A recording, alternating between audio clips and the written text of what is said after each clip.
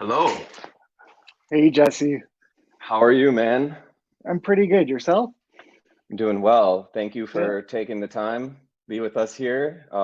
Fake Whale Live. I think what episode fucking I don't know. Um, but here we are with James, also known as Scorpion Dagger. Um, James, where are you right now? I'm in Montreal, Canada. Okay. Yeah. Are you a local, a I native? am a local. I'm a native. Yeah, right Yeah. on. Cool. So are you French Canadian or I'm Anglo-Canadian. I'm okay. part of I guess the English minority of Quebec. Yeah. Yeah, Yeah. I've only been to Montreal once, but Oh, right on.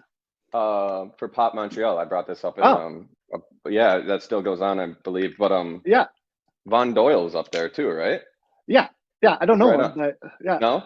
I was gonna No. say Well, yeah. there's two guys from the same place in Canada, so that's kind of interesting. We must have something going on up there. But It's in the water. let's yeah, let's get started. Let's dive right in, like because you've been an artist for a long time. Hmm. You've been a digital artist for a long time, actually, right? Like how about even before that? Like, what's the background? What got you into like the creative practice? Like, is there schooling involved or trade involved? Like, what's the humble beginnings of Scorpion Dagger? Well, I mean, my mom was a sculptor, a painter and a sculptor. So growing up, I was around art supplies and going to gallery shows with my mom and stuff like that, and looking at art. There was always art books lying around the house, and my Lucky. parent, yeah, seriously, and my dad and my older brother are kind of like tech geeks a bit, and so we've always had like camcorders and PCs, like my whole life. I remember making JPEGs with MS Paint when I was like a little kid. Um, so I was around it my entire life, making skate videos, you know, playing in shitty bands. Right But on.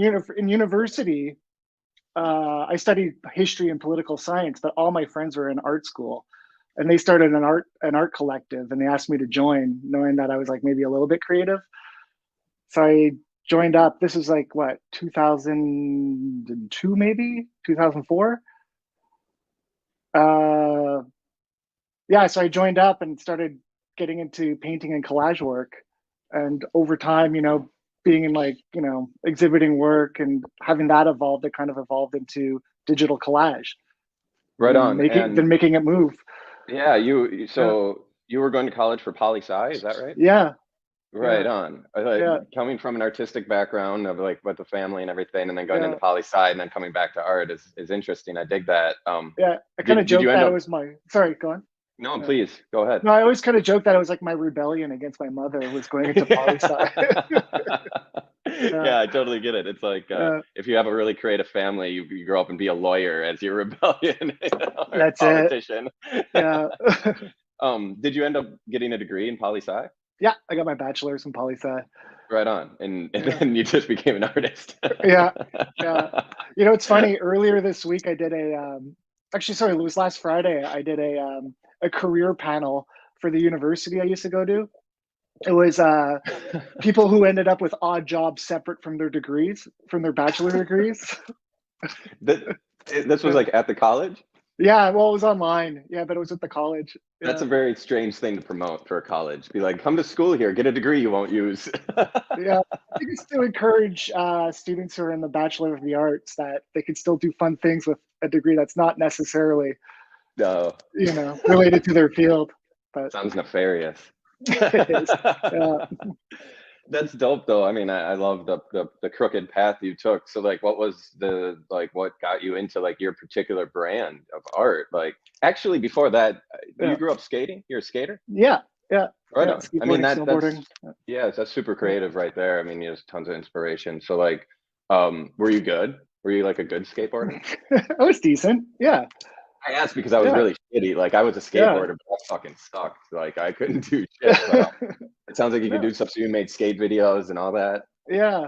Yeah. Just you and your buddies with like a Yeah. handheld rolling. Exactly. Yeah. Awesome. And with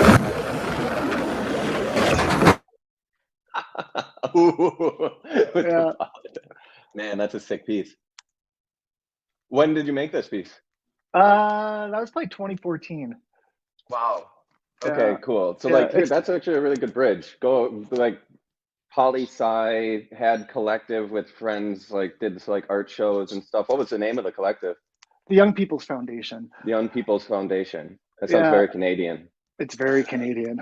It's extremely Canadian. Yeah, no, I mean, we were all hosers. Like every single one of us is a Canadian. So, uh, I love yeah, it. yeah, it was a blast. We What had did you do? Yeah.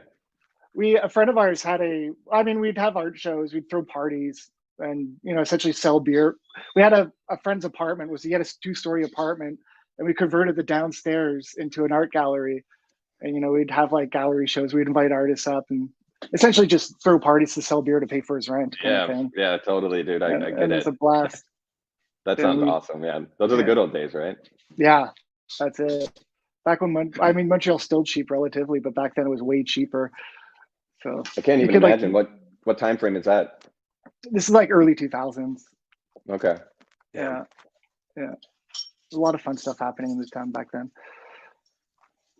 So then you're doing the collage work. Is that like the impetus of your creativity, really? Like, I mean, you said MS Paint back in the day and stuff, but like when you became, I don't know if you call yourself a career artist at this point, but your career started with, is it this form of collaging, or were you like a painter beforehand?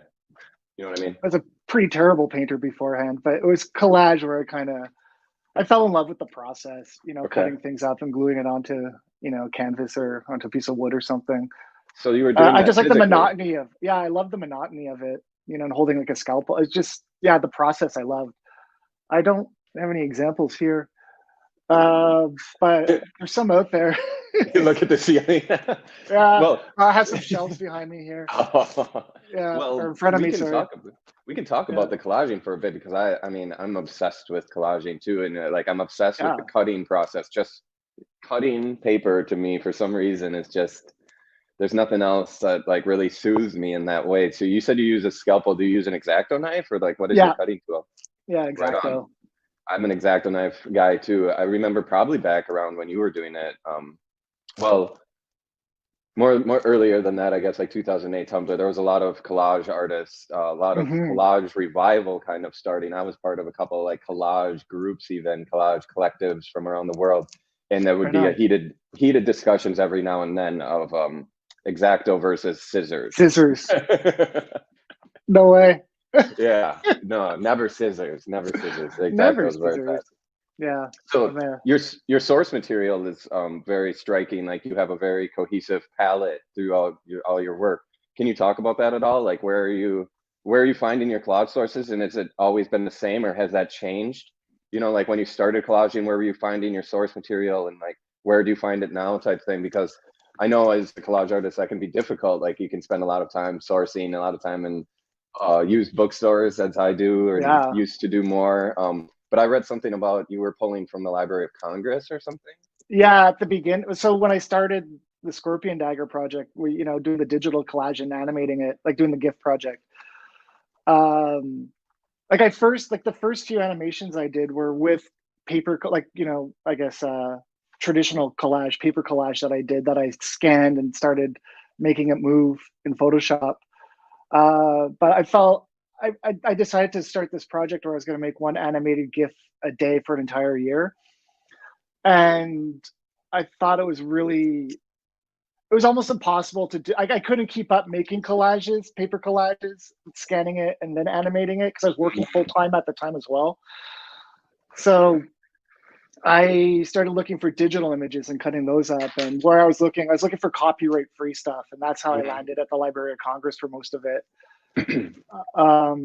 So the idea was a collage a day for an entire year, and then see if a gallery would be interested in projecting them all on a wall, like kind of like a wallpaper pattern or brick pattern. Did that Um, happen? no, I Still approached one waiting. gallery. Yeah, I approached one gallery and they were super into it. But it just, yeah, the timing didn't work out, and I wasn't like I was kept going. Not quite every day for the second year, but I kept going, and I liked what I was making there a lot more. So that's when I started relying more on classic art and paintings from like the Northern Renaissance and stuff like that. And I think that's where like the language Scorpion Dagger really developed was in that Mm. second year. So the idea was maybe to do 1,000 GIFs and then have a show with that, but that never happened either. It kind of It's a lot of yeah. gifts, man. I mean, I've done a Yeah. project where I did like a collage every day for like an entire year, 365, and that's a lot. But then I'm animating it. I can't imagine. And you were said like you were cutting paper and doing all that physical process to then in the end you were animating those at points. Like what Yeah. At how did first. how did you even do that? Because were you scanning, you were cutting out the pieces and not gluing them down, and that like scanning the elements so that you were able to move them? I did one like that. Yeah, but the rest of Okay. them were finished collages that I would then recut up in Photoshop. Oh man. Yeah.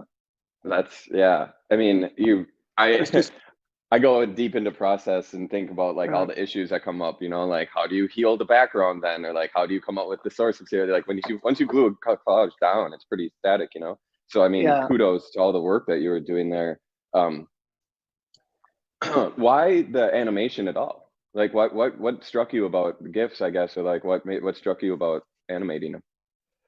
Uh what it really is that um like the art collective kind of dissolved around 2010, I guess. A lot of people that I was in college with moved back home, like moved back to Toronto or wherever, moved away. So we weren't really doing much. Well, I wasn't really doing much creatively. Like a friend of ours owned a gallery and you'd have group shows, and that's really all I'd participate in. But it wasn't like I felt as if like I wasn't learning anything or doing anything. And I was looking at my friends who were doing animation with the National Film Board of Canada or other projects, and they were having a lot of fun. And I kind of envied that. So I approached one of my friends, Fred Cassia, shout out to Fred, to kind of show me the ropes and how to use Photoshop, because he knew I knew Photoshop fairly well, how to use that to make animations. And I just fell in love. Like it was something new. And that's when I decided to do the year-long project, because it Wow. really inspired me to do new stuff. Yeah, and Yeah. like you learn something new and then you put it to test, kind of. I dig Exactly. it. Yeah, and you Yeah. like and I'm sure that you became so prolific with it. Like so well versed in doing those that hmm you're like such a pro now. You're using Photoshop to do all your gifts, Yeah. Back then. Yeah. Now but I'm not like, now. now I like the frame by frame look of my animations. I don't like it when it's too Mhm. like, I can never pronounce the word. I don't like it when it's too smooth or too clean. What is the word Personally, that you can't pronounce?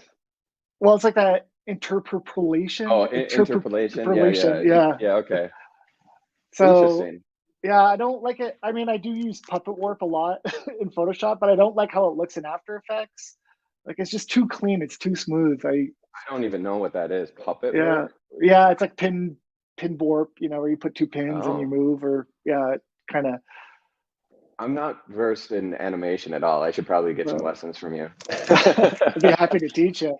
But you've Oh, you've been doing the gifts for a long time, like you've been a digital artist. You're one of these digital artists who is now in like the crypto scene, obviously, but you were doing what you've been doing for a long time, well before this technology was here, et cetera. And I admire that a lot, being an artist who's been doing like kind of exactly what I'm doing now, just in crypto. Like I don't find many artists who have actually just been doing what they're doing and now they're just doing it in yeah, crypto and nothing's changed. That seems to be a rarity. So I really admire that, and I think it's awesome. It made me really like deep dive into your work more.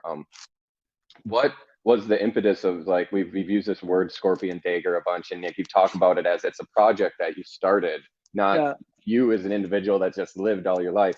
So like, what is the impetus then of Scorpion Dagger? Did it like, was it a project that you're like, I'm going to start this project now and here's the name? Or was it like, oh, I'm doing this now, I should name it this, or that doesn't really fit with my name? This like, what is the impetus of Scorpion Dagger? Not even just the work, but like that. Yeah. Well, I told you before the interview that like it was supposed to be the name of the project and not necessarily a nickname, but the name actually started as me trying to get a nickname, like years ago, when I was working this like construction job. Me and my buddies, we were like shoveling gravel into a wheelbarrow all day and talking about how we need tough nicknames, like T-Bone. My buddy Tyson was going to be T-Bone, for example. And I wanted the nickname Scorpion Dagger, and they were like, "There's no way we're calling you Scorpion Dagger." So I kind of kept the joke going, trying to get them to call me Scorpion Dagger. And that guy Tyson, he's a friend who opened a gallery years later. And whenever I'd submit art for the group shows there, I'd always sign it James Scorpion Dagger Ferrari Kerr. So I've since dropped the Ferrari, but it's James Scorpion Dagger. And he used to always get mad having to punch it up to put it on the tags, Scorpion Dagger. So when I started making animations, he's one of the guys who suggested that I post them all on Tumblr, and save them as GIFs and post them on Tumblr. And just to kind of keep the joke going, I decided to name the project Scorpion Dagger. Love it. Yeah, it's great. and that's where it comes from. It's all just a joke that never ends. I love that. Like you were trying to get a nickname. Yeah, which is a big no-no. You're not allowed. Yeah, it's perfect though, and it's funny. It actually it's so funny these days where like when I was first told, Scorpion Dagger is going to be a featured artist or whatever, and I didn't think twice about the name because it's crypto shit. Like it fits perfectly. It fits perfectly, like you were ahead of the curve with almost everything, it seems like, Scorpion Dagger. What we're speaking about how you've been doing this forever, and so like the transition for you into the crypto thing was really just it wasn't in practice, it was in the logistics, I guess you could call it, or whatever. Can we talk about that at all? Like I'm really interested, like when did you start, like when was your first mint, or like when did you catch wind of the crypto art thing, and like how did you know that it was going to be, or like suited you, or like, what was the process? I got introduced to it maybe winter. What year is it? I guess 2020. It was like just my friend Joel Kruger. He wasn't a friend at the time. Just got this random message from some dude online. This is before, I guess, like the big hype last spring, like a year ago. And he's been selling crypto art for a while under the name Not Satoshi. Been doing these projects where he collabs with certain art. He reaches out to artists and he does these projects and do a split.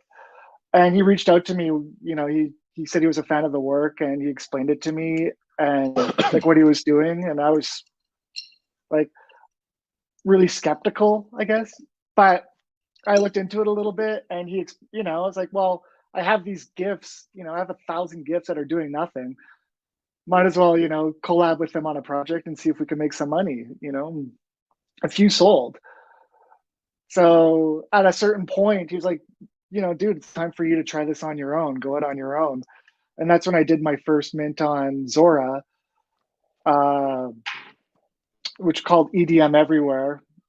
And my buddy Hate Plow bought that, an old Tumblr GIF buddy, animation buddy, and he bought that one. And then I gave it a shot on Foundation, and it went well. And that's it. This was all last spring, I guess. When Zora was your first mint, huh? Yeah. Interesting. Where were the collabs minted? These first ones that you're super rare. Those are on super rare. Yeah. So where do you all mint right now as an individual? Mainly Foundation. I have some a small collection which I've been neglecting on Object. Well, on Hen originally, but we know what happened there. Yeah. I'll have to go check those out. Yeah, those are just kind of just like small experiments that I've been kind of toying around with. There's 4. I have a backlog that I want to get up there. I feel like Tez is a good place for the experiments and the the little I agree. For me, it's like the things that you make along the way to the big pieces kind of thing, like all the little photographs you took as inspiration or whatever is laying around that thing, and because I dig those parts of the process personally when I see them from other artists, and like to have a place like Hen and Tez or whatever to like mint those is cool. I like doing that. I hope more artists do that, because I should do it more, to be honest with you. It's a great idea. The artistic, as the artistic practice is just so nuanced, and then when I got into crypto, I saw an opportunity of maybe being able to show more of a practice than just like the one piece at the end, So yeah, Mhm. I just like that you mentioned that, and I like seeing artists are doing that, the back and forth. But you sell on Foundation, huh? Yeah, Do you mint often on Foundation? not really. I think I have about I did like recently I just started posting or minting some of my old gifts from that first year, some select ones. Nice. I started that collection maybe a month ago. Okay. But prior to that, uh, every so often, Just every in so the mood, often. yeah, Do you like like Foundation? I've never minted on I do. Foundation, so I'm curious to hear your I do. thoughts. I really like Foundation. I like the Yeah. guys there a lot. Yeah, the people Okay. I've dealt with. Yeah, they're really. That's cool. Yeah, I feel supported by them. That's And yeah, super important. yeah. Charles is a great guy. I've chatted with him a few times. I met him. He's nice. I don't know. I just really like the people there. That's cool to hear. Yeah. I love to hear that actually. Mm. So, this is extremely ignorant, but what they only do the I feel so stupid right now. They only do Yeah. the auctions, right? Like Not it's anymore. okay. Yeah. What do they? For a long time it was like that, but recently, within like I guess like the last couple months, you can now uh, get offers, or you could Oh, set a buy now price as well. okay. Yeah. Interesting. Yeah. So it runs the Interesting. gamut. It runs the gamut I might now. I might have Yeah. to look into doing some stuff on Foundation. Yeah. And Um, they dropped their fees too. They dropped it for it was 15% for forever, and now it's down to 5. So really? it's a lot. Yeah. Very Yeah. interesting.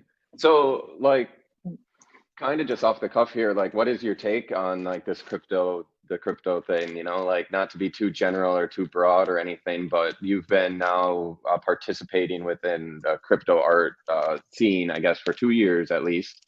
Yeah. Um, like, what's your take? Like, you're longer than most, and you've also been doing digital art for a long time, so you have that perspective of like having an outlet for your work that you didn't have before. Like, so I'm interested to just hear like a general take. I think the main thing is that it is an outlet for my digital work. I could do new stuff with my digital work, and make some money doing it. My dream has always been to be self-sufficient off my own art. I've been Same. lucky. Like I do commissions, I do jobs, and I love them. I love doing like editorial work. I love doing little videos for clients. Like right now, I'm working on a project with the Cluny Museum in Paris. It's a medieval art museum that's reopening next week, and we've been doing like communications and little videos, and it's been a fun job. And like I'd love to be able to continue to do that, these commissions, but at the same time, I would like to have a bit more time for myself to do my own thing. And I feel as if this crypto scene is allowing me to do that, or will allow me to do that. Mm. All my commissions end this week on Friday. I have maybe one more after this, like later this summer. But for the most part, I'm free, and I'm really excited, that I have some money in the bank now to just be able to concentrate on my own work. And Um, that's what I like most about it. And meeting new people. It's like a lot yeah, of it reminds me of the early Tumblr days, which I I really taught, enjoy. yeah, Yeah, same. The early Tumblr days, that's something me and yeah, a lot of artists in the crypto scene refer to, like feels like all that time in between really didn't even happen to me, honestly. yeah. No kidding, um, eh? so Yeah. you do a lot of commissions still and everything. Like, have you always, like, how long have you sustained yourself off of your artistic practice, even being freelance, etc.? For a while now. It's probably been Yeah. about, yeah. Like I had a part-time job up until about 5 years ago, and now Okay. I've been, yeah, on my own for 5 years. You Yeah. mentioned shoveling gravel. Like, how long ago was Yeah. that? I stopped shoveling gravel 2013. Oh, Yeah, so you were doing 2013. construction up until then. That's real work. I dig Yeah, that. no pun Um, intended. yeah. Um, Uh, so your commissions come up this Friday, like, in to me. So my uh, personal place where I came to the crypto and I quit doing commissions because I was pretty much sustaining off of commissions, and I uh, like didn't 90% of them I wasn't super stoked on, or like I would be stoked at some point, but then it would get mishandled or something wouldn't go right, yeah, or there was always an issue, and it was yeah, really crushing me. So when I had the opportunity to just quit doing commissions, and I took it, and right on.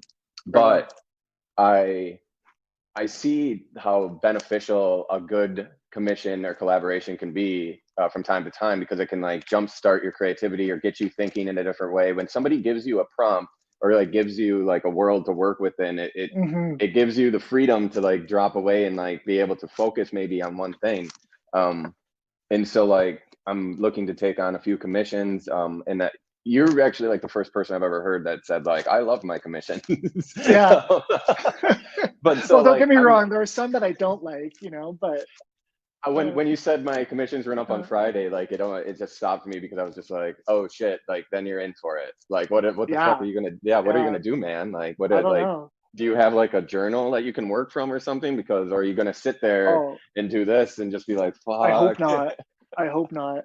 I have so many notes for GIF ideas that I, just want to get to. Like I say, my Friday's like my out because I have a deadline. I have, I have a deadline on Friday, but I'm also this Clooney Museum job. They're opening on Thursday, and then I'm going to France for 10 days, and then I have a couple little things when I get back, but nothing on the horizon. And I really hope that I don't get lazy. I'm going to work on my fence in the backyard. I'm going to rebuild my fence, but aside from that, I have no plans. And I'm really looking forward to it. Do you so you own a house? Yeah, we own a little duplex in Cool. town here. Yeah. Are you married? Is that No, too well, personal? yes, common law. Oh, they have common law up there? How long does that need Yeah. to be? I think 2 years. I'm not sure. That's it. Yeah. Yeah, we've I been think together forever. We've been together for Christ, almost 20 years. holy shit. In Yeah. America, I think it's like Yeah. 7 or something, isn't it? Or is it less? I don't know. For common law marriage, I don't know. It's a civil union. Not a civil union, sorry. There's a different word for it in Quebec because we have a different law than everywhere else because we have to be distinct. I forget what the technical term is here, but it's equivalent to common law. Got it. Right on. So Yeah. these commissions, like I know that Uh, you've done some pretty cool commissions. I know like Gucci is a name. You've worked yeah. with them. Well, what did you do with Gucci? The first job I did with Gucci was they have a shoe called the Ace shoe, and they wanted me to do an animation which was 24 hours in the life of a shoe. And so I did this animation where the shoe wakes up, works out on its laces, goes to work, quits its job, goes to the beach, meets another shoe, then goes dancing, falls in love. Wow. So this was Yeah. like what was the use for them? Socials. Just for socials. Just That's for super socials, cool. yeah. I love There's that they other do artists that. on board, yeah. And then Cool. a year or two later, we did another one, but I took like I made it look like a medieval manuscript, and I had this like panning shot across the whole thing, and the shoe was in there dancing. That's awesome. And Yeah. then you've I saw the New York Times. Do you do Yeah, illustrations for them? yeah. I've done quite a bit with the New York Times. They're a fun client. It's always Yeah. hectic when you get them, but They're a client of yeah. mine too, and it is always Yeah. hectic. They hit you up like 2 days in advance. They're like, oh, Yeah. they make it seem like that's not normal. Like, oh, sorry, no, it's late minute, the last minute. But it's like that's every time. Every single time. Yeah. Do you do gifts for them for online? Yeah, yeah. If I have time, I'll animate it. Okay. That's usually the deal. Because it's Um, always like, as you know, it's always like 5 drawings by tomorrow morning and then finished yeah. product Can by we 10. Yeah, can we get sketches tomorrow? And it's like, Yeah. what's a sketch? That's what I want. Yeah. I'm the same. Yeah, What are some of your other favorite like clients or commissions that you've done over the years? I can tell you my dream job that I had. Sure. I did animation for Iggy and the Stooges documentary by Jim Jarmusch, and it was called Give Me Danger. Yeah, I saw it. Yeah. Holy shit, what did you do? I just did animation for Like a in the lot? documentary. There was like 3 or 4 little animations in the I'm gonna go documentary. back and watch that now that I Yeah, know you. That's cool. I yeah, remember when that documentary came out. It was a big deal. Jim Jarmusch yeah. and That was like what, like 5 years ago, maybe 4 right years on. ago. It came out. Yeah, it was a dream Um, job because I was such a Stooges fan. I love Iggy Pop. Yeah, I also saw that you recently worked with Igor Cavalera. Am I right? yeah, yeah. I That was mean, through. old school Sepultura fan. I don't know Igor like in person, but my buddy and I Yeah, have a record label, and my buddy's friends with him and all this shit. So we have like communication and stuff. He seems amazing. What did you do with him? It was through. I didn't actually meet him or talk to him much, or at all actually. Yeah, that's how it It goes. was yeah. No, but it was a friend's band, Hi-Fi Club. They're this. They're actually one of the reasons why I'm going to France next week. Is for this project, but they're a band and they do collabs with other artists, other musicians. Like they've done stuff with like Mike Watt, Alan Johannes, which is also on this project. And what we did was they reached out to me. So my friend Regis in the band, he works at an art conservatory in Toulon in the south of France. And we took paintings from their permanent collection and we did 20 animations. So the first 10, I did 2 songs that they recorded with Igor. So they sent me the songs and then I did little animations using the paintings from the conservatory. And then the second 10 animations I animated beforehand, sent it to them and they recorded live with Alan Johannes and, animated to the animations. And we have a record coming out soon, an LP. And What? yeah, it's pretty This rad. sounds fucking awesome. Like, It was a really fun yeah, go project. on, go on. Yeah. Like, what's like, who's putting out the LP, etc. Oh god, I'm such a jerk for forgetting the label. Uh, they're in Italy. Hold on, I don't know if I could find it right now.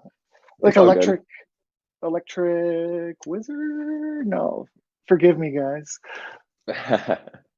I was just curious because I'm really into music, so like I was gonna deep dive with you a little bit, like because it seems like you know your shit, like what what music has inspired you, or like what did you grow up with? What do you listen to in the studio? Like, give me it all about music. You have a guitar sitting behind you. You played in bands. Like, what's your relationship with music?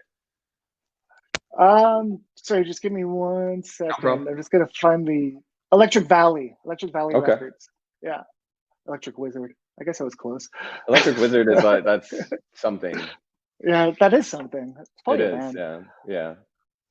Yeah. Stoner Um, rock. It sounds like stoner metal or the something. label is pretty stoner. A Is lot of it? stoner rock. Yeah, a lot of Cool. fun stuff on there. I took a little dive on that a while ago.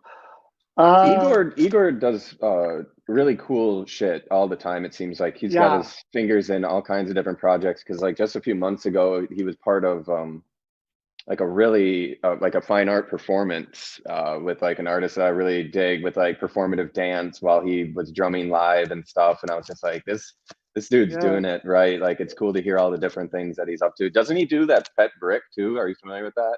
It's No, like I don't a know that. noise project called Pet Brick. I'll check it out. Yeah, I'm it's into pretty that. cool. It's a great name. Yeah. Okay, so anyways, He's rad. music for Oh, you. yeah. The guitar. This is actually a gift. I'm slowly learning. A guy I collaborate with a lot who does like a lot of my audio work. He bought me this guitar or gave me this guitar. But the main reason why I said he found this amp here, which you can't really see, it's a PV, but it's Scorpion equipped. So he gave me the Duo, and Got it. it's a Fender, of course. We did a job for Fender together for their pedals, That's and cool. yeah, that was a fun job. That was a great job, actually. So you're just Um, learning guitar. I'm just learning. Yeah, I was a But were drummer you before. you were a drummer? Okay. Yeah, So not that very makes the good. connection with Igor even stronger. Yeah, So like what music did you grow up with, and like what I grew up inspired with you like growing up? punk rock. Yeah. Being the skater. Like skate rock kind of stuff. Was there like a local scene in Montreal for that? Yeah, yeah, definitely. Yeah. There was I mean, the skate punk scene was huge here in like the late 90s. I think the punk scene is actually still big here. Um but yeah, like my cousin gave me a Bad Brains tape when I was like what, 8? And I just fell in Nice. love with it and Yeah. all that stuff, like that hardcore, early hardcore. Yeah, Bad Brains Um is definitely a perfect gateway drug yeah, into so yeah, much because like they were completely unique to everything else going on, but they were like an inroad to like multiple, like you got the punk and like hardcore. I mean, it's crazy to think now what they call hardcore, and Bad Brains was kind of like one of the early, hardcore yeah. bands. You would never think that these days, but or hear that, I guess. But what about now? Like what kind of stuff really gets you going now? And particularly, what do you listen to while you're working? Like if you listen to anything. I listen a lot of while I'm working, I listen to a lot of ambient stuff. Like Brian Eno is usually Hmm. on. Um I don't know. I still listen to like a lot of like early post punk stuff. Like this morning, I was listening to television personalities. I'm not even familiar with that. I don't know. I like a great band. I think they only have the one record. Who else? Television personalities? Yeah, television personalities. Writing it down. I don't know. It's also, yeah, I'm just trying to think of what I've been listening to recently. Like Guided by Voices. Been listening to a lot of them. Television, what was it? Personalities. Personality. Minimal Man I was listening to recently. I don't know. I like the rabbit hole. I like just putting something on and just letting the algorithm take me somewhere. On Spotify? On Deezer. I use What Deezer. is that? It's, I guess, a European one. I don't know. Oh, really? Yeah, it's like Spotify, but okay. Yeah, the common law wife got me I'm on her family plan. Nice. She was really big. What was that one before? There was one that got shut down a few years ago that she was really into, a streaming one. And then like all of her friends on that, because it was like a social media kind of streaming service where you could like share playlists with buddies and collab on playlists. And when that shut down, they all went to Deezer for some reason.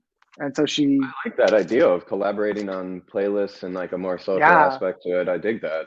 Yeah.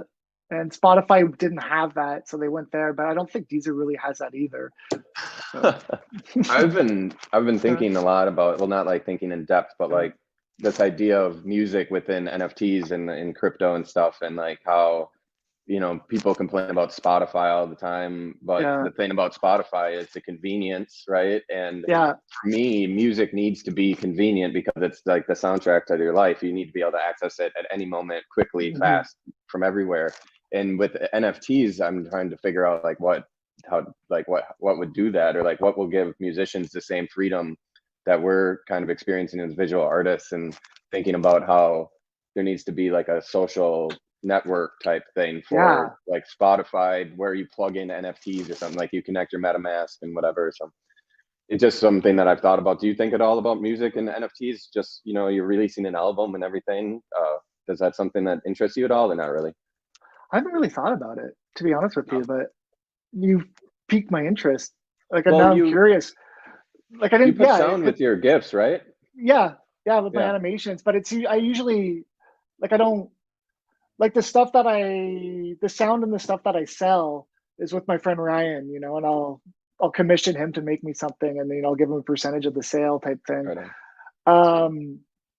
But you know, when I post stuff on social media, I just kind of like, I'm not selling it or anything. I just grab music and I drop it in. I'll credit the artist, obviously, you know, but I just kind of throw it out there. But with this record, I mean, I saw there was like this hen radio for a while where you could buy, it was like a Tez radio station where you could buy songs for really cheap, and that was really neat. And that could be something that, I'll try to find it for you.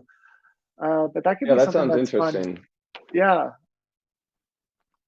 What about? You know, go ahead. Sorry, no, I have nothing. Go. No, I was just gonna I wanted to just get your perspective on the future with all of the crypto thing, not music in particular, but like with NFTs and crypto and stuff. Like, if you see, you know, you've been doing this since 2020, like, and you've made the comment too, which I found interesting, of hopefully it will get you more freedom yet, you know, so like you're still like working towards, whereas a lot of seems like artists within the community are like just collecting bags now or whatever, and you see it as like a longer game, it seems like, and like a build. And it's interesting, like, how do you see yourself moving forward with all this? Cautiously. Or not even just cautiously. So like you have like a healthy skepticism of it all, kind of? Yes and no. I would say my skepticism is just that, like, I just don't trust that it's always going to be good to me. You know what I mean? Like, I'm sure it's going to be there. Like, I mean, there's a lot of scams in the scene, and there's a lot of, you know, shittiness that goes on.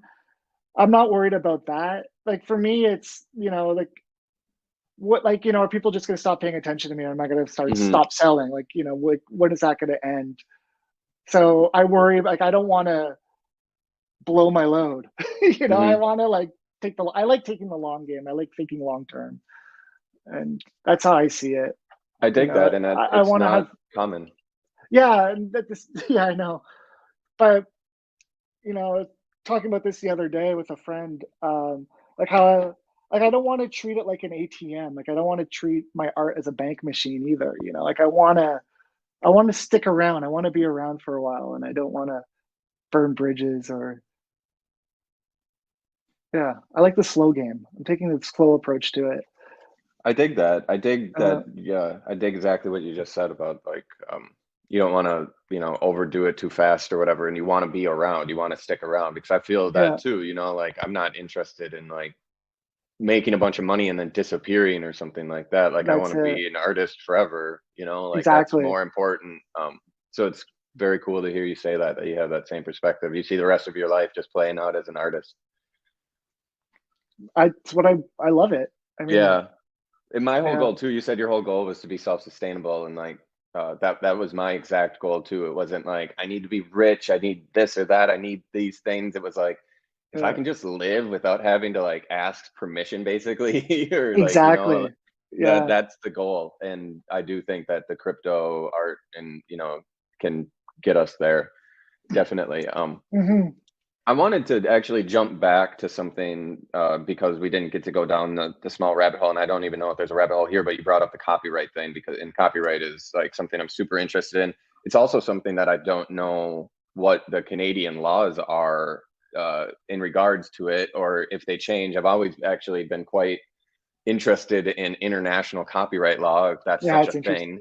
You It know, is a thing. um, Yeah. so like, yeah, let's just talk about it just a little bit because you see, you made the move to that was it the Library of Congress or whatever because to avoid copyright infringement. Um, so many artists don't give a shit or like, and rightfully so. They make a career off of it. Like I've written Richard Prince up all the time. Like, Yeah. are you familiar with Richard Yeah. Prince? Yeah. Yeah. So like he makes a career of being an artist off of fucking with copyright almost, it's not obviously that's not his thing, the main thing, but like one could Yeah. argue that a big part of his artistic practice is fucking with Whether it was copyright. intentional or not. Yeah. And so Yeah. yeah, what's your take there? Like, so at the time you thought it was necessary to use source material that had no copyright on it. I guess that gave you freedom, at least internally, where you're not even having to worry at all. But like, what was the impetus of that? Or like, was there were you using other material and did it become an issue? Or this like, where did this like, how had you thought about copyright? Because it is such like an interesting topic in general, but for a collage artist, it can be really like a unique position. Yeah. Um, I think about it a lot. I mean, when I first started, I thought about it because I was just nervous about putting anything out on the internet, even if it was art or derivative art or whatever. Just like I didn't want to get in trouble with anybody. So I was looking for Who that did you think you were going to get in trouble with? the internet cops. I don't know. Yeah, the Like internet I cop. have And no like, idea. and looking back, though, that work Uh, that you were doing probably was not, by technical terms at this point, even copyright infringement. no. Maybe somebody would want to Yeah. think that, but the law Yeah. would dictate fair use that it would be not. So, Yeah. but anyways, Uh, go on. no, I think there's probably some pieces in there that I use that I just kind of grabbed from an Google image search that may be problematic. I don't know, Hmm. but I'm not selling them. They're just like gifts on my Tumblr kind Well, of thing, then, yeah, So then there's no worries. But like with my when I started getting commissions, I was like, okay, I got to be damn sure now, and so that's when I just looking for like the Met Museum, for example. All their not all their work, but a good chunk of their work online, their catalog online is copyright free, Creative Commons, even for commercial use. So I'll use that as a palette. Like I won't. It's like I won't sell anything or do anything commissions where I take a painting straight up and just like make it move, unless I have like with the Clooney Museum I'll do that because I have their yeah, consent to do that. Or but I like to use the pieces that I are in the Creative Commons from the Met, for example, as a palette, like an eyeball from here, a nose from here. Like most of my characters now are completely original works. Like you wouldn't be able to, they don't exist in paintings. Like you might yeah, recognize a bush in the yeah, back, yeah. because recognize a cloud, but they're all, and I like that that's where I've gone with it. That I it's really now, like that. yeah, that I've developed these characters and these landscapes and like I'll even like, you know, I'll make a car by cutting out certain textures in a painting and collaging together a car like that. And I think, you know, and that's just to be damn sure, you know, for commercial work, you know, for commissions. But for personal stuff, if I'm just going to throw something out on Twitter or on like Instagram, it doesn't matter, whatever, you know, just like put it out I re there. I really Yeah. like how you call it a palette. Like your palette is like this made up of other imagery or whatever, because I think that way all the time too. You know, like when I'm Yeah. collaging, it's like Yeah. this is And I like a really, medium. It's like I paint. really, and I'll like build upon that. Like I'll take my old work and then cut that up and collage those parts together just to like make it Yeah, even more further. unrecognizable Yeah, further it yeah. along. Yeah. It definitely has affected your, or like informed, I should say, your color palette too. Oh yeah. When, yeah, Yeah. it's Yeah. very fitting. You know, and in that way, like your work and Von Doyle's work, and is like similar in that way of like the tone in the palette, because it's pulling off of, you know, like this older imagery, Yeah. like Renaissance paintings and whatnot. It's a Yeah. cool way to like breathe new life into like the old work. You know, do you ever wonder like what the painters would think of I you doing do. this today? I do. Yeah, I think about that a lot. And I think they'd be amazed by the technology. So that I'd get away with that at least. Yeah, like if you showed them the work on a computer, they wouldn't even give a shit. They would just be like, "What is this?" Like, Exactly. Exactly. Yeah. that's surreal art. Yeah. What Maybe if they, you know, if they once they get used to the technology, they'd probably be a bit upset. I don't know. Who Who knows? knows? Yeah, Who who knows knows? what these characters would be? But Yeah. I love it. I love that you're breathing new life into the work like that. Has anybody ever said anything like that to you, or like, do you ever get any pushback from people, or like, what's the kind of feedback you get on your work? Like, this is a bastardization of like classic I get work. You that. should be a I used to get that sometimes. I mean, it's rare. Uh the main pushback, I guess, is like it looks, you know, like the people who dismiss it as being like, you know, Terry Gilliam and Monty Python, which I mm, respect. I get the comparison, but I feel as if it's like, you know, it's gone its own way. I get the yeah, definitely. comparison. Um, the best pushback I've ever gotten was from the PizzaGate people and like the QAnon crowd because You just have to tell the story. I've known like do what you know what why PizzaGate is? I do know Yeah, what Pizzagate is, and I yeah, understand what the Q crowd is, but I don't yeah. understand what you would have to do with it. One of like the last jobs I did with Gucci um, was that illuminated manuscript thing, and there was like Jesus on a horse holding one of my little pizza characters, and somebody saw it. I have this pizza character that I used a lot. I used to use them like all the time actually, and people would hashtag it Pizzagate, and I always thought it was like they were joking around, and I'd like Oh shit. lol it. And then one day I got like was getting like death threats in my inbox on Instagram, like we're gonna bring you down, you pedo Are you fuck. And fucking serious? yeah, it was crazy. And it was really So who funny were they because from? Were they from like, all the states, like the West Coast, for the so most it part. was Yeah, like what group of people though? Like what crowd of people was it? Was it like the pizza, like the yeah. Q people, or was it the like, It was the Pizzagate people. I'm just okay. assuming they're kind of the same, but yeah, it was Yeah. the Well, they Pizzagate are. Okay, people. those are the people. Wow. I know. Yeah, it Did was you really save these funny. messages? I hope.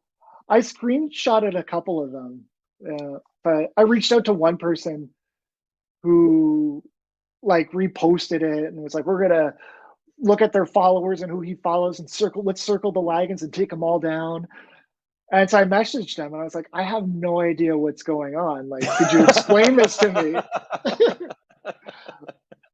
And she was like almost immediately like, "Oh, I'm really sorry like that you got involved in this and you don't know what it's all about." And Wait. So the person who wrote that, you yeah, wrote them? Like the yeah. And I was person just that's like, like, we're circled the horde, like we're gonna take this motherfucker down, and then you're like, yo, what are you talking "What are you about? And you're talking like, oh, about?" sorry.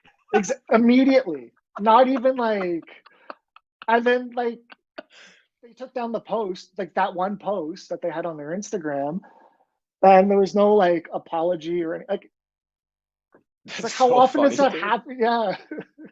I like honestly, I Yeah. love that shit so much that I Yeah. almost envy it. I'm like, oh, you're so lucky that you had something like that happen. It's good now. At the time, it was a little terrifying. Yeah, and I did this I don't know. job. Like I was at that exact time, I did this state opera, and they had a an opera coming up with Marina Abramovich. And so I did like a little promo poster for that. Like I don't think it was like the official poster, but like I did a little thing for a post, and I was gonna post it, and I was like, I can't post this Abramovich thing now because like she's like in line with John Podesta and like Pizzagate target #1, Yeah, and yeah, you know her and yeah, Hillary Clinton. So I was like, yeah. I oh, was I just gotta about to shelf say this she's post. practically a Yeah, Clinton. yeah. So I was shocked, like the timing on all of this. So funny. I mean, Yeah. yeah, that's pretty wild. Then you have to deal with like politics and that kind of shit and be thinking that way. But that's a really cool story. Thanks for sharing that. Um, and you brought up Monty Python and stuff, which triggered me thinking about I wanted to ask quick, what did you work on with Comedy Central or Adult Swim, was it? Or I did some bumpers for Adult Swim. what does that mean, bumpers? Like interstitials, like so in between shows, like they'll have like little animations. Okay, yeah. Yeah, just like short little animations. I did a little Okay. short thing for like a Rick and Morty promo. That was a cool. It was like a kind of like an exquisite corpse animation where like I would take the last frame of the previous animator, then do an animation, and then the person after me would take the last frame from my animation. And That's then there's cool. like 30 some odd animators working on that promo. That Yeah, was a that's lot of awesome. fun. And I had like a on their website, on their comics page. I did like a little comic for a while. That's cool. So that's a Yeah, good relationship it sounds like you have with them. yeah, yeah. I mean, I love their content, even though we don't really get it in Canada, but at the time we Really? didn't. Yeah, so I'd have to like, you know, find it online, a lot of their Oh, content. and But yeah, now you now there's can. an Adult Swim Canada, and Oh, you I know, was gonna it's all say the just get same a shit. VPN. Yeah, well, that's what I ended up doing. Yeah. Yeah. What what are you working on now here? Like what do you got coming up, or like you said you're finishing up some projects, you're going to France. Yeah. What else is next for you? Like what are the big moves that we can fill people in on, and like where also like where can we see a lot of this content that we spoke about? You know, like do you have a proper website with a portfolio where we can dig around in? Oh, dude, my website is garbage. I've been meaning to update that for a while. ScorpionDagger.com. It's just like a police car with stuff to buy, and there's like, don't even. I should update that. No, I think like you know, Twitter and Instagram is kind of like my main hubs. Okay. Mostly Instagram, even though that's kind of like dying a slow death now. It Um, is, isn't it? Like yeah, it's a weird how much did space. you ever rely on Instagram? Like what was your It was like everything for the longest time. yeah. It was everything. I didn't. I only started my Twitter, I guess, like last year maybe, and What? Just really last started. year? Yeah, I only really started posting in, I guess, like last spring. Prior to like, I had Oh. one just to follow certain things, Yeah, but I yeah, me never really too. posted. And then yeah, Same. It's like the same kind of thing, like getting up on Twitter now. It's like a whole different yeah, game. But I find it interesting you just said that about the Instagram dying a slow death, because it does seem like it seems like it's in like a death rattle though, because it's like they keep on changing stuff, and it's like yeah, sometimes it's for the worse, and like sometimes it just doesn't even make sense, and you're like, what are they doing? But it does seem like they're scrambling.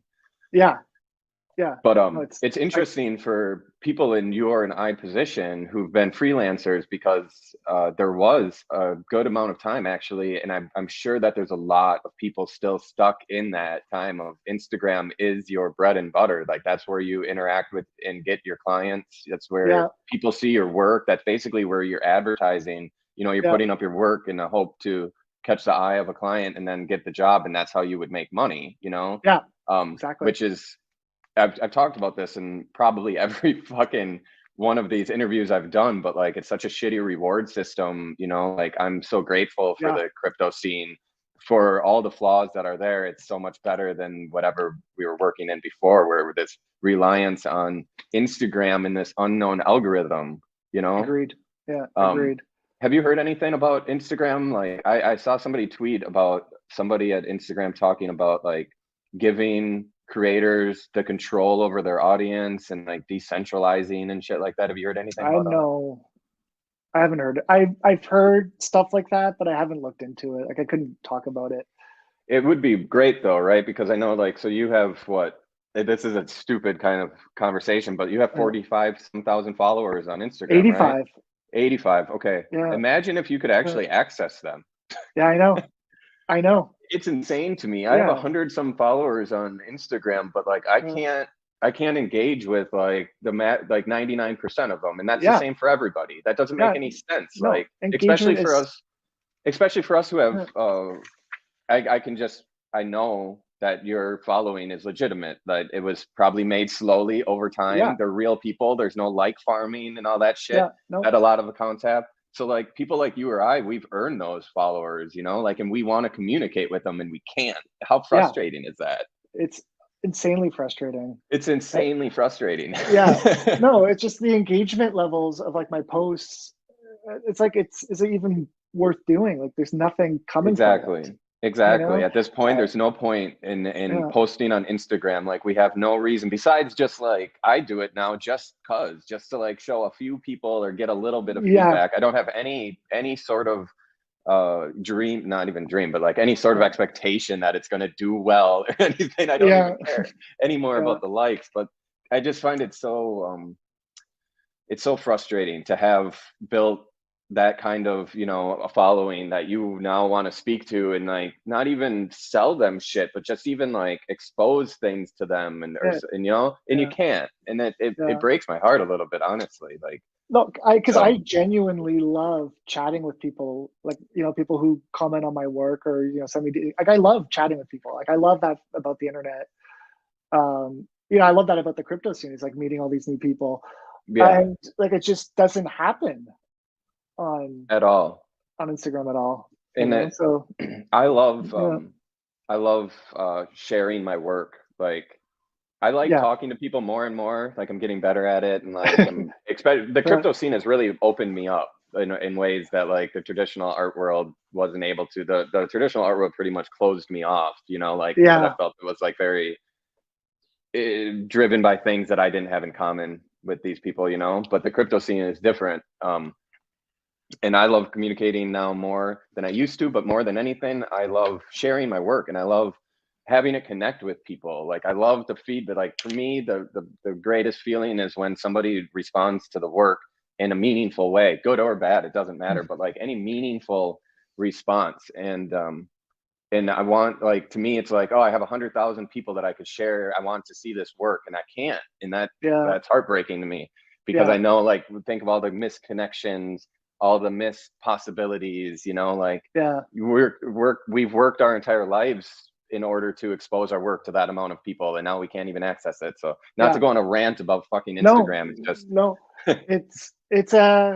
it's a familiar complaint. A lot of artists I talk to, it's the exact same thing. It's the same gripes with Instagram. The people yeah. who have built these followings. And I it's was just really excited yeah, hearing that they might give access, like when I heard those exact words of like giving creators the, you know, access to their following, you know, or like, you know, the controls to their audience.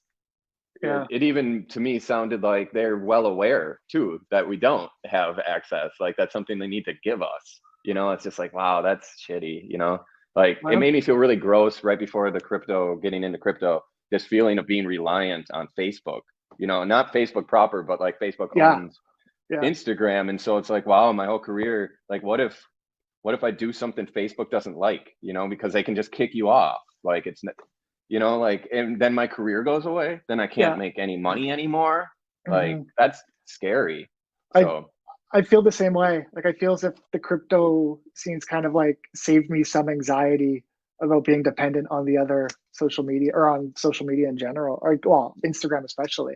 yeah, Yeah, exactly. Yeah, yeah. exactly. I Like, I don't. love that you Yeah, put it exactly so simply because I think a lot of creators that are on Instagram, because we see a lot of hate coming from Instagram too towards the crypto art and yeah, NFTs. yeah, We see yeah, a lot of, so that's yeah, interesting too, right? You know, yeah, but I think someone like yourself who's been doing this for a long time and like sees both, you know, like did the Instagram, built the following, got a lot of commissions and stuff off of it, and now also sees the crypto and can weigh them.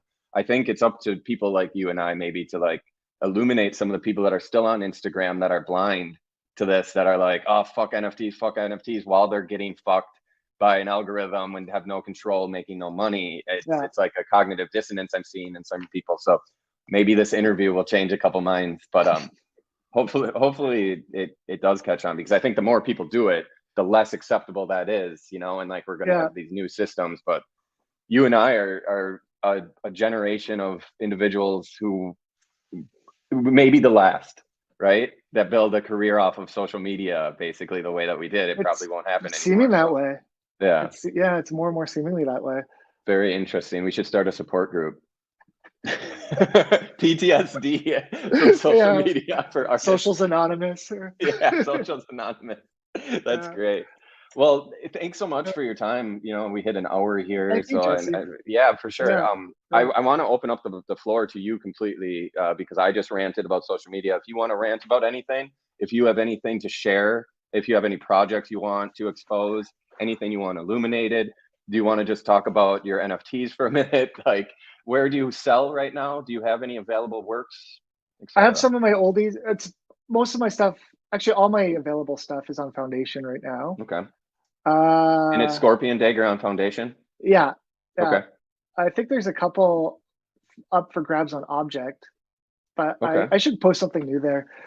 I don't know. Keep an eye out for that record with Igor and definitely at Hi-Fi Club. Check out Hi-Fi Club. They do a lot of fun stuff. Hi-Fi Club. What is the Club with a K?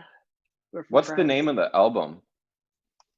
Hold on. Or like, is there a project name? It's a long name. Yeah. It's a like how would people find the album basically, you know? It's Hi-Fi and Scorp Club essentially. Okay. Yeah, just I'll post about it. We have another preview coming out soon. Yeah, I'm stoked to dig into this. Yeah, that was a fun project, and the music's great. Hi-Fi Club and Scorpion Dagger featuring Igor Cavallera and Alain Johannes. Scorp Club 1 and 2. Available in 3 different vinyl colors. So very cool. Yeah. I'm excited to dig into this. It's not often that I meet another visual artist who has like an album. Like I put out an album a couple years ago, or where I had noise musicians, you know, to take noises I made, but it was more like a conceptual project and just like a very interesting thing to do, to be a visual artist, to make, you know, be part of an album. So that's right. It's cool for you too, right? Don't you feel like, wow, like kind of your circle has grown, or like you've expanded, like now I'm a recording artist now, not even yeah, I have a drawer where I like keep like all these like little projects that I've worked on, you know, and it's like I've always wanted to like take it all out and put them somewhere, you know, like these t-shirts that I've made, or like a snow globe or whatever, you know, like all this like random stuff. And I'm like, I'm not gonna put this vinyl in that drawer. I'm gonna leave it out. I'm like really stoked on it to have that. Hell yeah! You know, like have that thing. That do you listen to vinyl, or do you have a vinyl player? Yeah, we have a vinyl. Yeah, listen to records. We put records on. Me too. It's always, there's a fun little record shop down the street, and it's like I walk by it on my way to go jog.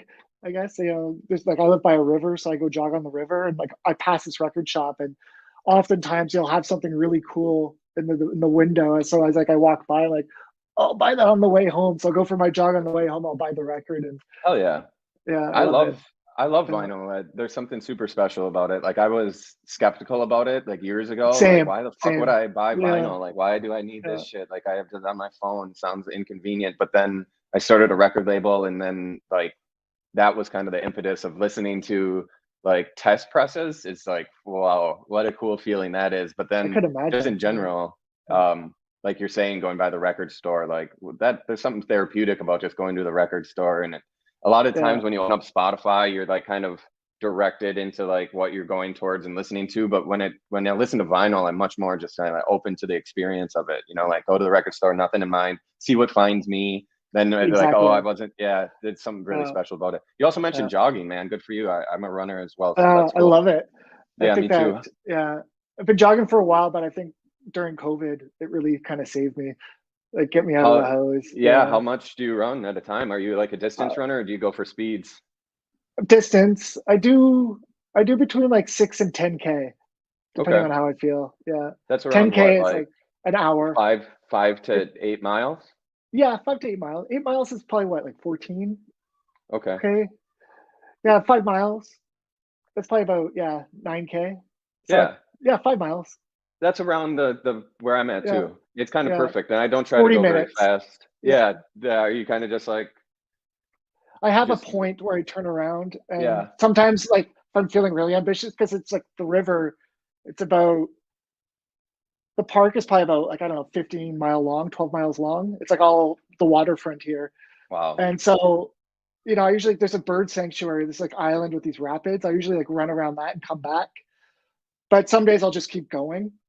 And I'm just like, oh shit, I've gone like way too far. I'll never make it back, depending on my mood, Yep. and It I try sounds to, like you have a quite idyllic conditions there. You're right by a yeah. beautiful park and waterfront. Oh, Um, I love this neighborhood. Yeah, great what you just neighborhood. said about the running thing, though, I've Yeah, just the other day, I yeah, was in Venice until less than a week ago, and yeah, I didn't run there at all because I couldn't imagine it. yeah. It's like How would you imagine run trying in to. Venice? Yeah, Yeah, I know, right? yeah, So I didn't run at all, and so I hadn't ran in like a week and a half, and I went on a run for the first time, and I went past that point like you're talking about, and I was yeah, going, and the whole time I'm just thinking, you got to make sure you can get back. You got to make sure. yeah, It's a funny point when you go past the point of normal that you normally go to, and then realize that like you're just running further away at that point. yeah, It seems. yeah. It's such a. The other day I got pretty far, and I was just like, fuck, like, what am I gonna do? Like, I know, like, I've gone too far. Like, if I would have done the full way back, it would have been about 20K, which is like close to a half Oh marathon, which I yeah. haven't done yet. Yeah, I've And never ran if you're like not hard. prepared for that, like you can do damage. It's not like Yeah, damage, but like you can like, oh shit, I'm gonna have to uh, take it. You can be like hung over from running. I've been like had, like, oh, I overdid it. I didn't have yeah, the right nutrients or hydration or whatever. And now I feel exactly. like, yeah, so you got to be Yeah. careful when you're doing that. But then, luckily, I remembered on my run like I remembered a few spots. Like, okay, I need to come back 4 kilometers, and then that's where I guess we call them Bixies here, but like city bikes, like the bike rentals. Um, That's where they start. So coming back towards the you got city. planned out. So I was like, okay, if I get that far, at worst, I'll just grab one of those and go home. Take the Yeah. bike home If at necessary, worst. yeah. But I made Yeah. it almost all the way back. I got 16K that day. So yeah, Wow. Good for yeah. you, Before my man. legs were just like, Do you track it all? Do you have an app? yeah, Strava. You use Strava? I was just gonna Yeah. say, fuck yeah, Let's I'm gonna follow each friend you other. on that shit. Yes, I'm stoked, Yeah, dude. That's yeah, the shit. Cool, man. yeah, yeah. I have my Uh, Fitbit. I have a, you have oh shit. I need yeah, one. Is that a Fitbit or a Google yeah. or It's a Fitbit. an Apple Watch? No, just No, it's Fitbit. a yeah. I think this is all like COVID buys. You dig it though. I dig. I love running. I'm gonna go after this But actually before I get to work. the the watch, I mean specifically. I don't have Yeah, anything. I'm thinking about it though. I like tracking the runs, even though sometimes I forget my watch. Like I'll take a shower before running. Don't ask me why. It just wakes me up. Like I'll take a quick shower, like a cold shower, just I to wake wasn't up gonna before question it going. until you did. Yeah. And then like I will forget to put it on, but I like the track. I like the calorie counter, because I did gain some weight during COVID, so it's nice to kind of come off it and stay Sure, fit, and sure. yeah, I need to get a Fitbit or something like that. yeah, It seems like it would be advantageous. I yeah, really wish I had one when I was in Venice for all that fucking walking. I never yeah. count Your steps though steps. because I never count steps. Do you? Well, I have it, so I check it. Well, Yeah, oh okay. And so my it main naturally does it. yeah, my main thing is the calories and the zone minutes. Yeah, that's Yeah, my main. Yeah, that's what I yeah. think about. For me, yeah, the Yeah, counting steps thing doesn't do much for me because running for me is about increasing the heart rate. Like yeah, it's about entering a different phase from normal, and like I yeah. just walk a lot anyway, so like it seems dumb to. Same. But anyways, people Walking in do not LA. give a shit. People don't give a shit about the last 20 minutes of this conversation. We're talking about running and Fitbits. But I love it. I Yeah, appreciate it. And I'm stoked that you're on the Strava. NFT running club. Right? Dude, Yeah, I was actually gonna say about we need to have like an NFT meetup in Montreal. It seems like I mean you and Von yeah. Doyle are there. It seems to Come be on a well up. of creativity, yeah. So Yeah, is great. what's crypto mining like in Canada? Is that a thing? Hip? I'm sure it is. Energy's so cheap. Yeah, right? that's why I Yeah, was kind of wondering, is there yeah. a thriving crypto community in Montreal? I think so. Yeah, I don't know. I don't really right follow on. it, to be honest. Like I NFT don't. Montreal. Yeah, I think I'm like too old for that scene. Um, No, I'm get the fuck joking. out of here.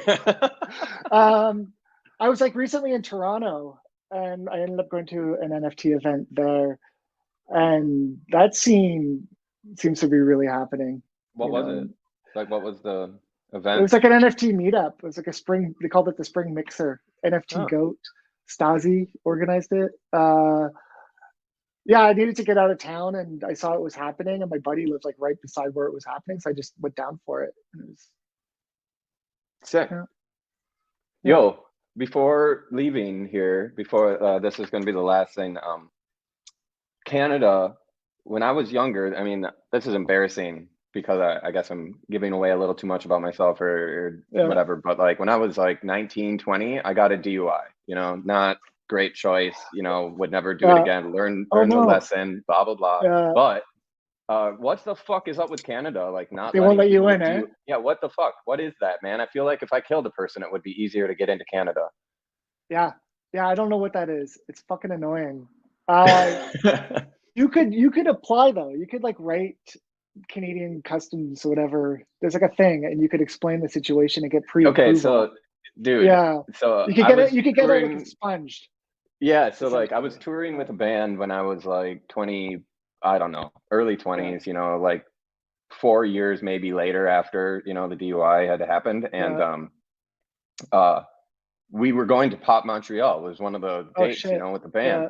Yeah, And I don't know what I was thinking because I knew that I couldn't get in Canada, but I think I was just such a fucking punk at the time or just like such a piece of shit or something. I was like, I don't care. Like, I'm just yeah. gonna go. They're gonna let me in. That can't be real. And they didn't. Like, Oh stopped at the man. border, had to make a bunch of phone calls.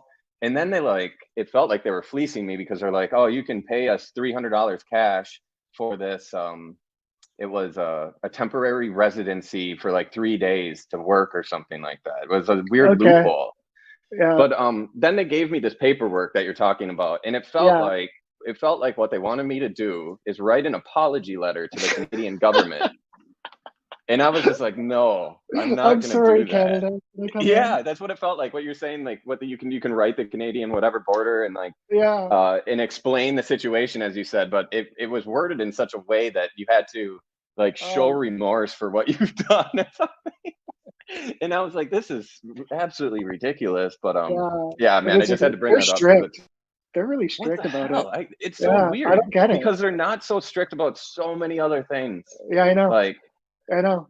It's like it's they so just they just weird. don't like people who fucked up when they were young, I guess. I don't know. Like What if you get a DUI in Canada? Do they put you in prison for life or something? no. Yeah, exactly. Like it's just Yeah. super weird. Our sentencing here is a joke compared to your sentencing, so it's like I don't Yeah. understand. Like, America, they're like, if you don't yeah. have a DUI, you can't come in. Yeah, But no. anyways, yeah, That I always sucks. thought that was super weird, man. And whenever I meet a Yeah, Canadian, I ask them about it because it bothers me. yeah, Yeah. yeah. I think they just Canadians just want we like saying sorry. We say sorry a lot. We just want to hear other people say it before they come in, I guess. You know? On that note, that's a perfect Yeah. ending for this. We did. Thank you so much for your time, man. My pleasure, Scorpion Jesse. It's Dagger. super It's been nice really good. chatting. Yeah, it's Yeah. been really good getting to I'm a know you, big fan man. of Like, your work too, by the way, or so thank you. I yeah, I appreciate should it. mention And that. Yeah. absolutely want to, you know, continue this, man. It's been, like I said, I really wasn't familiar with you before all this, but like find a lot of Yeah. commonalities. So I'm going to be following you on Strava and we'll, Yeah. Run club. yeah, we'll start the NFT Run Club. Yeah. Good shit, That's man. it. Thank you so much. And congratulations on your week on FakeWhale, dude. Anything Thanks, man. else you have to shout out, feel free. Yeah, I can't think of anything. Right on. Follow Scorpion Dagger on Twitter. Foundation is where he's got his NFTs. Peace, y'all. Till next time.